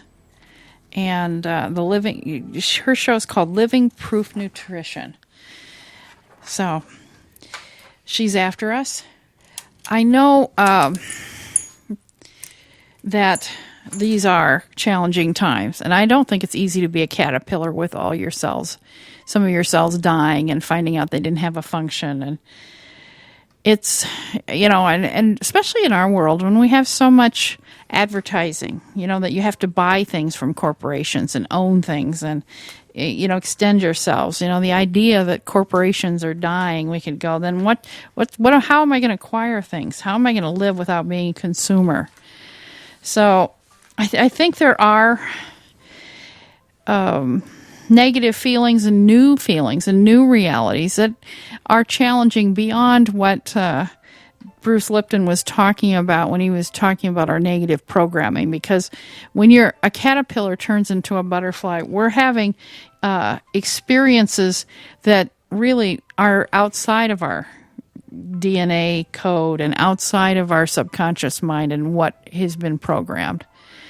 So I guess it's like some people have talked about it like living life between the trapezes. When you're a trapeze artist and you let go of one trapeze and you're swinging through the air and you're depending on someone to be there to hold on to you. And so it can be uncomfortable swinging through the air. And part of the goal of Healing Journeys is to help us with as many opportunities and ideas and innovations to hold on to. Or to take flight as that butterfly. Yeah, take flight as that butterfly. So I know that if you listen to this program and other programs and read and explore and reach out, that we are, as he was saying, all these cells of the humanity living within this biosphere. And we are going to evolve together as a collective. And so you're not alone. And you, I think, can update and change your function. I particularly love the 30,000 variations my DNA has, the current DNA I have. Genetically, you have 30,000 opportunities to reprogram and Yes. to retune what that broadcast is that you take in those outer cellular antennae. Mm-hmm. And I do think, the science is great, and I love the science, and there is a mystery that is beyond science, the mystery of God's love, the mystery of love and how love can transform us, can transform ourselves, can transform our consciousness, can transform our bodies. And I think that's often what is involved in those spontaneous healings, as the doctors talk about spontaneous remissions, is that there is so much love that has formed. And that's what I look at healing energy as a form of love. And so But I think I appreciated Dr. Lipton's expansion of science and how science supports evolution and supports us being responsible for our planet, and supports us changing our lives. That's what I wanted to say, is that I appreciate the fact that scientifically, for those quote-unquote non-believers or those individuals that are on the fence, that how can this spontaneous remission happen, that there's actually scientific basis That it will. Regardless of what you and I do, if we believe in the power of the mind to be able to change, to reprogram to one of those 30,000. So all of that collective energy work that people do, or complementary medicine that goes outside of what we know as Western medicine, does have a positive impact. And there's scientific basis for it. Mm-hmm. Yes, we need that. And that 30% placebo effect. I feel very grateful for Dr. Lipton's work, and it was a privilege to meet him tonight. Absolutely. He is absolutely a wild man. He definitely is. His website, again, is www.brucelipton.com. And his books, the Biology of Belief and Spontaneous Evolution, both can be ordered from his website or from Amazon.com and Barnes & Noble and several other book vendors. And Jaentra, your book, Healing Voice, is available through Spirit Quest Radio. If individuals go to the store and download from there, they can order the book. It's on Amazon and a few other places online too. Absolutely. So I will be with you next week, and I think Mark will be too. And it's been my privilege and joy to share these 2 hours with you. And I know that guidance and love and angelic presence and everything will be where you need it to be to help you along your own healing journey. Good night. And take care. God's blessings and love flow to you right now. You found Spirit Quest Radio, talk radio for your body, mind, and spirit. Jaentra with Healing Journeys broadcasts live every Thursday evening from 5 p.m. to 7 p.m. Pacific Time. Share with Jaentra your fears and hopes as you travel along your own healing journey. Go to Jaentra's websites at instanthealing.info and healinghandsnetwork.org for information, free podcasts, remote healing, and inspiration. Thanks for listening.